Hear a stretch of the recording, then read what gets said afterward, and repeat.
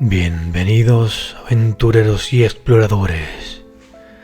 Preparaos una bebida, colocaros vuestros auriculares y bajad la intensidad de la luz.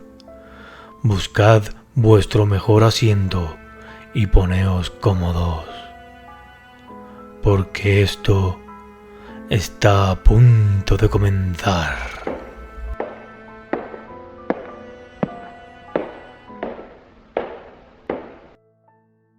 Bienvenidos, aventureros.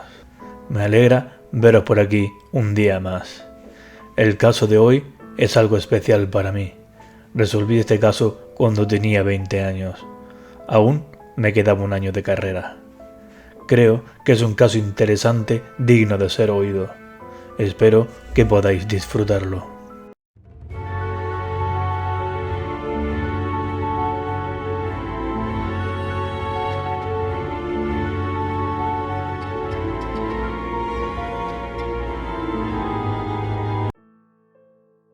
Se acercaban las vacaciones de verano. Como siempre, buceaba en los foros paranormales. Intentaba saciar mi sed de conocimiento, y en busca de algo interesante, me topé con algo raro, con el título El árbol del hombre ahorcado.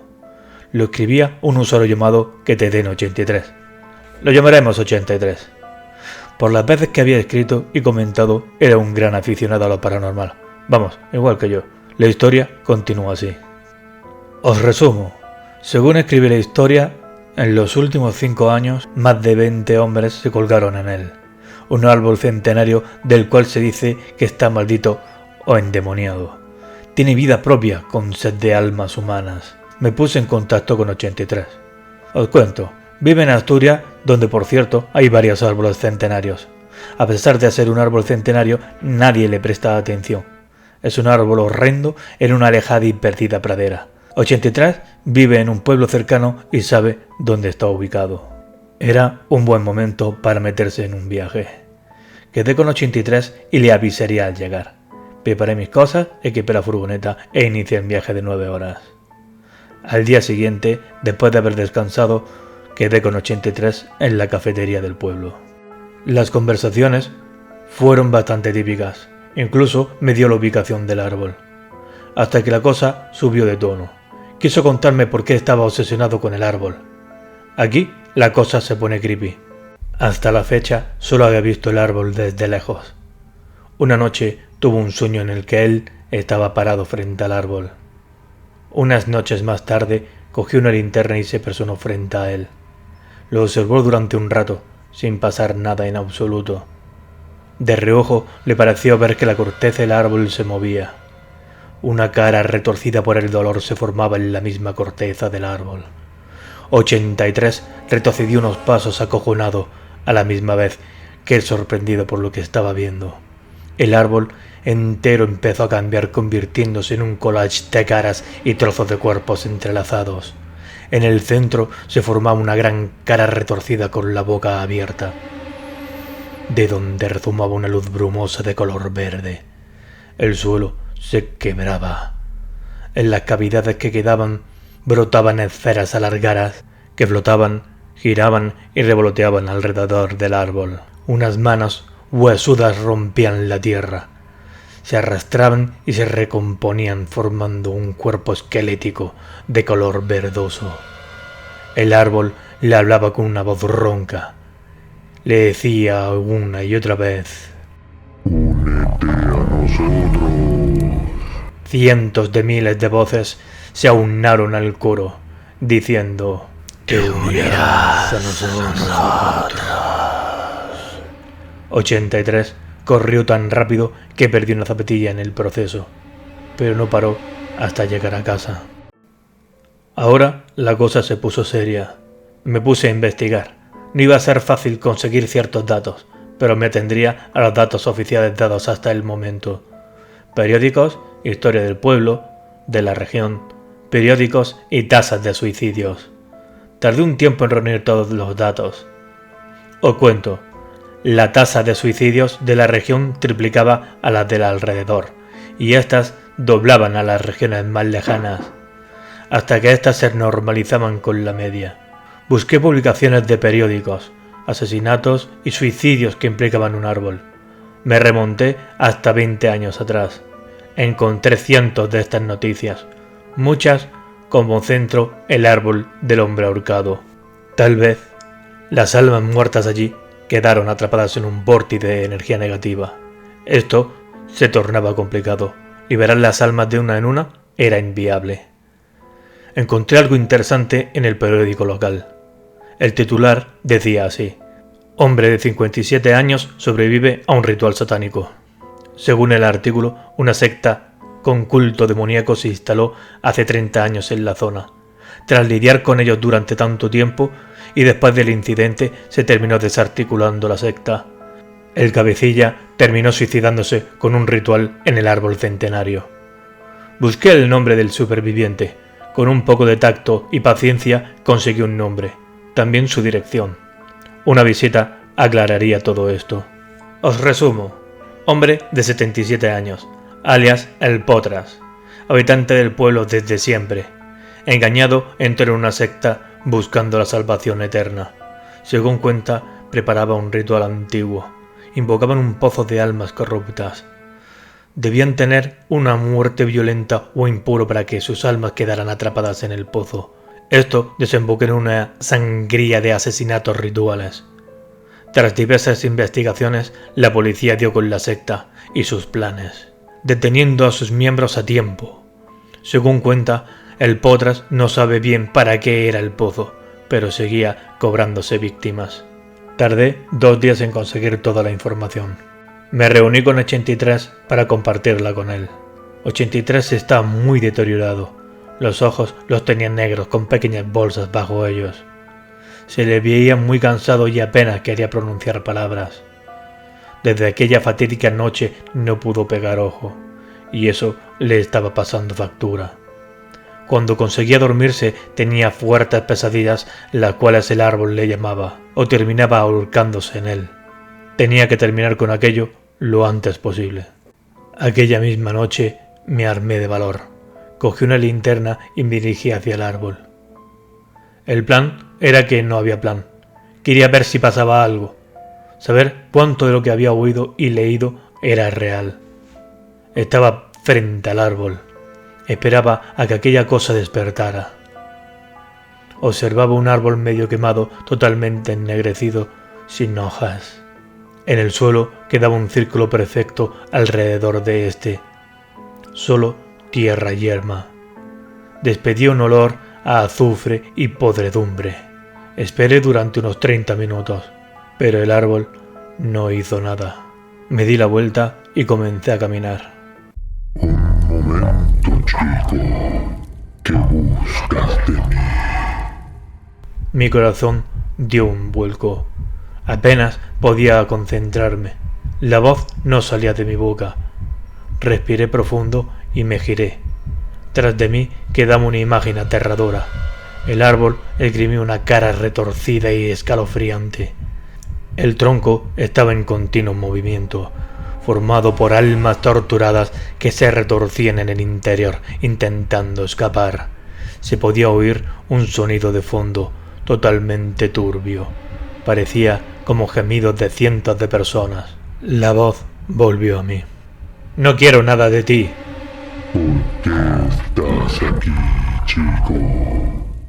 ¿Quién eres? El guardián de las almas impuras. ¿Por qué estás aquí? Someto a juicio a las almas humanas. ¿Qué ocurre si no se supera el juicio?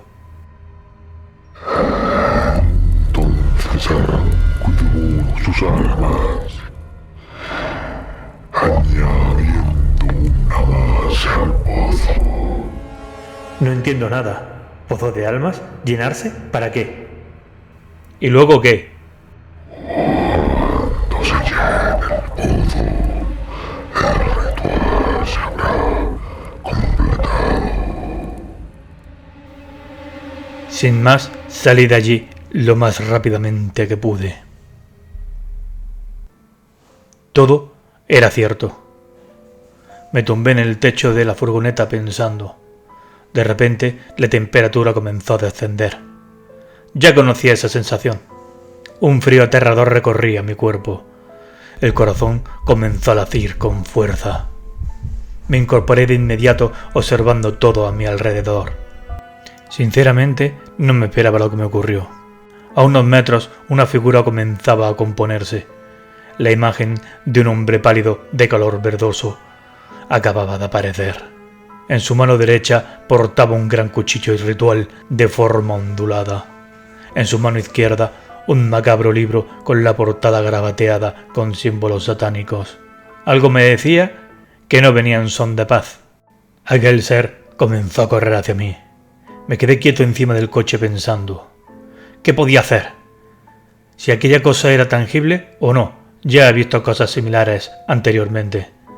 El ente se estampó contra el maletero del coche, convirtiéndose en un montón de humo disperso. ¡Hierro! A aquella cosa no le gustaba el metal de mi coche. Apareció una segunda vez en el lado izquierdo, intentando acuchillarme un tobillo. Por suerte logré moverlo a tiempo. Ya sabía qué podía o no hacer.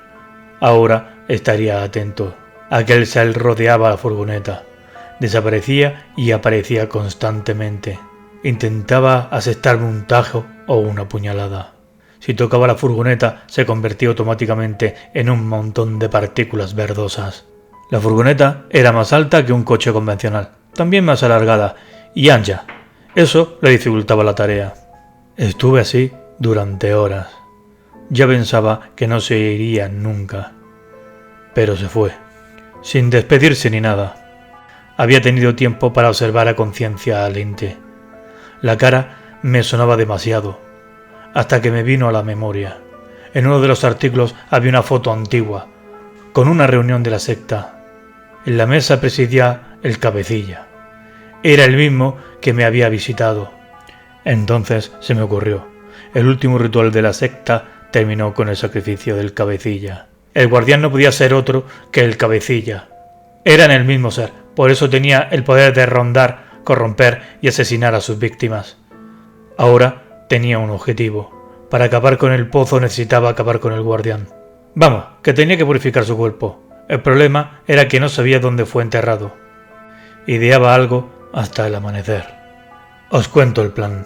No sabía dónde fue enterrado el cuerpo, pero si el guardián era el alma del cabecilla, en parte también estaba atrapado en el pozo.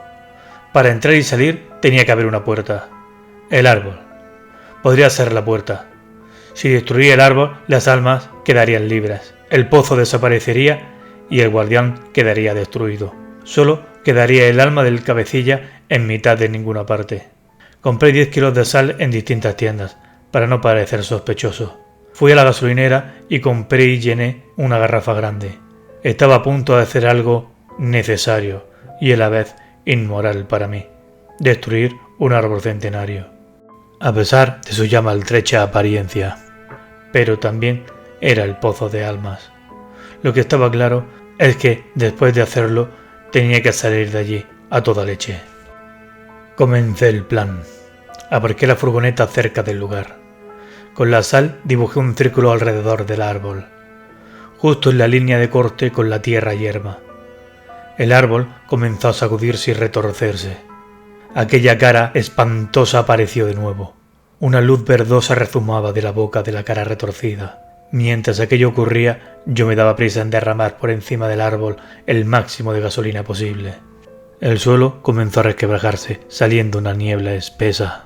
Una luz de color verdoso iluminaba el lugar. Recordé la historia de 83. Me retiré fuera del círculo lo antes que pude. El cabecilla salía de entre las grietas. Corría y golpeaba frenéticamente la barrera invisible que creaba el círculo de sal. Sin esperar más, encendí una caja entera de cerillas, lanzándola hacia el árbol. Mi trabajo ya estaba hecho. Salí de allí lo antes que pude.